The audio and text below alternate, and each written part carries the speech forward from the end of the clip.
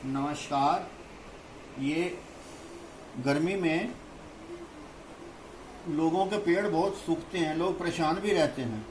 परेशान होने के कोई कारण नहीं है। अगर कुदरत के पास कोई समस्या है तो कुदरत हमें उपाय भी देती है। दिन है तो रात है, दुख है तो सुख है, ये तो चलता ही रहता है। 50 डिग्री तापमान में भी खेती की जा सकती है। वो थोड़े से कुछ ऐसे पॉइंट होते हैं, सूत्र या नुस्खे, जिसके हिसाब से आप गर्मी में भी पौधों को हरा भरा रख सकते हैं। तभी तो गर्मियों के फूल अलग हैं, गर्मियों की सब्जी अलग है, गर्मी के फ्रूट अलग हैं। गोया के गर्मी में तिलहन, अनाज, वो भी बिल्कुल अलग है। हाँ, जो बात मैं करने जा रहा था दोस्तों, सबसे पहले बात यह है कि जब भी आपको पौधों को सड़ने से बचाना है, गर्मी से बचाना है, लू से बचाना है, कोशिश किया कीजिए कि जो अपनी में जो मिट्टी आप बनाते हैं उसमें कार्बनिक यानी कि जैविक पदार्थ का प्रयोग ज़्यादा हो, जिसे दूसरी भाषा में कहें तो देसी खाद यानी कि ऑर्गेनिक मैटर का प्रयोग ज़्यादा हो। फल सब्जियां जो होती हैं जिससे छन कर ये बाल बनती है, कम से कम भी उसका 80% अगर आप देसी रूप में ये देंगे, हालांकि उस रासायनिक देने में कोई हर्ज नहीं है, लेकिन इसका जो रेशो है बहुत ज़्यादा बढ़ा देना चाहिए। ये तूफान में भी अभी साबित हुआ है कि जिसकी खेती ऑर्गेनिक मैटर से संपन्न होती है उसके पौधे नहीं गिरते। तो यही हाल गर्मी के मौसम में भी है, लू के मौसम में भी है। होने जा रहे हैं 45 डिग्री में उत्तर भारत के आसपास, चूरू में तो पहुंचेगा 50 के आसपास। तो आप जैविक पदार्थों वाली खाद का प्रयोग खूब कीजिए। मिट्टी के अंदर उस जीवाश्म जो होते हैं उसका प्रयोग ज्यादा से ज्यादा किया कीजिए। एक तो आपको ये बात हो गई। आप कैल्शियम की जो है मात्रा उसका भी प्रयोग किया कीजिए। आपको पता है जिस चीजों में आप कैल्शियम बनती है, जिसपे वो अगर कैल्शियम पे बात बनी तो वो उससे लीक से हटके हो जाते हैं। दोस्तों, एक जो आप पोटाश का बहुत ज्यादा प्रयोग करते हो ना, दबा दबा कर हर आदमी, केले की खाद यानी कि बनाना पील, उससे क्या होता है, उसके अंदर जो सीडलिंग है ना, वो बढ़ती जो है उसकी ताकत वो है वो पकड़ नहीं पाती है। तो एप्सम साल्ट का जो ज्यादा प्रयोग है, मैंने कैल्शियम के बारे में कहा ना, एप्सम साल्ट का ज्यादा प्रयोग होने से पोटाश की जो मात्रा है वो जज्ब नहीं हो पाती। तो हम एप्सम साल्ट का जो ज्यादा प्रयोग करते हैं ना, उससे पोटाश की कमी हो जाती है। और पोटाश क्या काम करता है? पोटाश यही काम करता है कि आपके पौधों को हर प्रकार की ताकत और स्ट्रेंथ देता है। पहले आप जैविक प्रयोग, कार्बनिक पदार्थ का प्रयोग ज्यादा कीजिए, एप्सम साल्ट का प्रयोग कम कीजिए, क्योंकि एप्सम साल्ट या मैग्नीशियम एकमात्र कोई रामबाण नहीं है। पौधों को 18 तत्वों की जरूरत होती है बंधुओं, तो उसमें पोटाशियम की कमी हो जाती है। और पोटाशियम की कमी जो है वो होने से पौधा बीमार रहता है और वो आपकी गर्मी को सहन नहीं कर पाता। अब कुछ छोटे छोटे ऐसे काम है। आप जब पौधे रखते हैं ना, उसको लकड़ी का बुरादा उसके अंदर डाल सकते हैं मिट्टी में, आप उसमें कंकड़ की लेयर डाल सकते हैं, और तो और लीरे पतीरे फरे होते हैं ना कपड़े, जो छोटे मोटे कटे फटे, उनको डाल सकते हैं।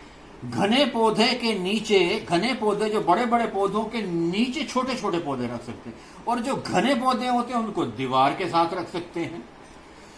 इसमें पानी का प्रयोग भी है, हो सके तो उसका प्रयोग क्या कीजिए, हजारे का, जो एक किस्म का छिद्री नुमा, वो 5 लीटर की जो बाल्टी होती है, उसे बकेट जो होती है जिसमें छिद्र होते हैं, हजारे जिसे कहा जाता है, उसका प्रयोग किया कीजिए। या पाइप के आगे इस प्रकार की नोजल लगा लिया कीजिए जिसमें मल्टीपल छेद हों, वो उसको फवारे की दृष्टि से उसको पानी को दिया कीजिए।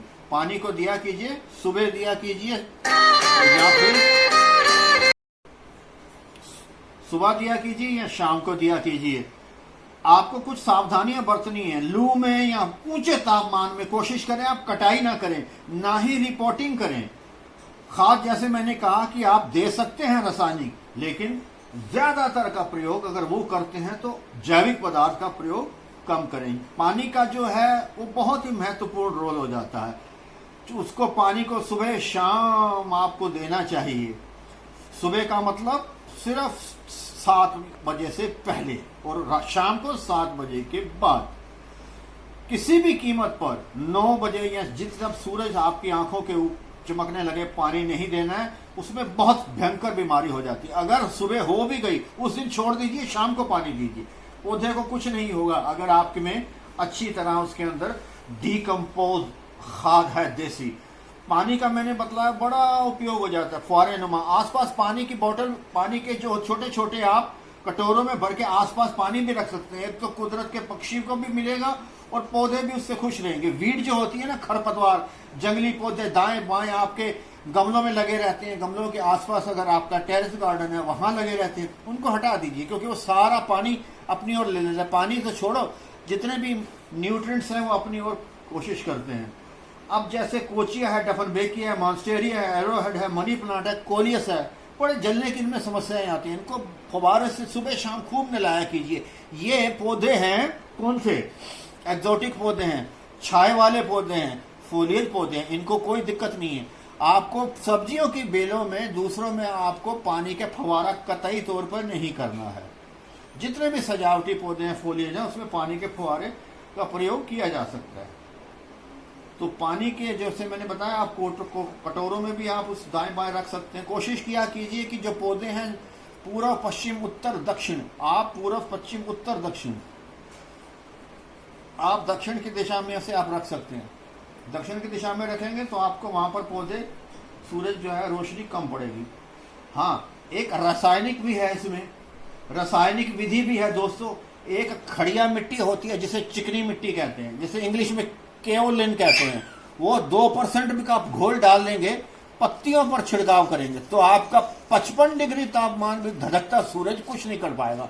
मैं फिर बता रहा हूं, खड़िया मिट्टी जिसे, वो इसके ऊपर लेयर लगा देगी हल्की सी। और ये जितना हरा दिखता है ना, वो चूंकि हरा तो दिखना थोड़ा कम हो जाएगा, हरा दिखना कम इसलिए होगा उस पर लेयर आ गई, लेकिन आपके पौधे बचे रहेंगे। ये देखिए अभी सीडलिंग करी है, इन पौधों में भरपूर मात्रा में ऑर्गेनिक खाद है। ये बिल्कुल ऐसे डायरेक्ट धूप में पड़े रहते हैं, वैसे तो 24 घंटे धूप में रहते हैं। इसको मैंने उस दिशा में रखा है जहां सूरज की धूप 12 घंटे आती। इतने छोटे सीडलिंग में भी यहां पर कोई नहीं जला।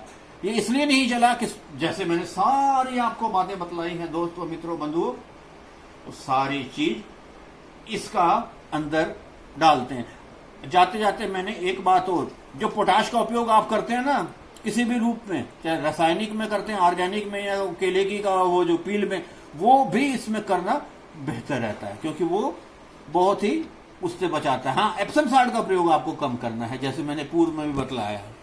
उम्मीद है पौधे सूखते हैं, अब नहीं सूखने चाहिए, क्योंकि कछू कछू आपके हाथ में लगा है और अपन को इसकी जानकारी हो गई है।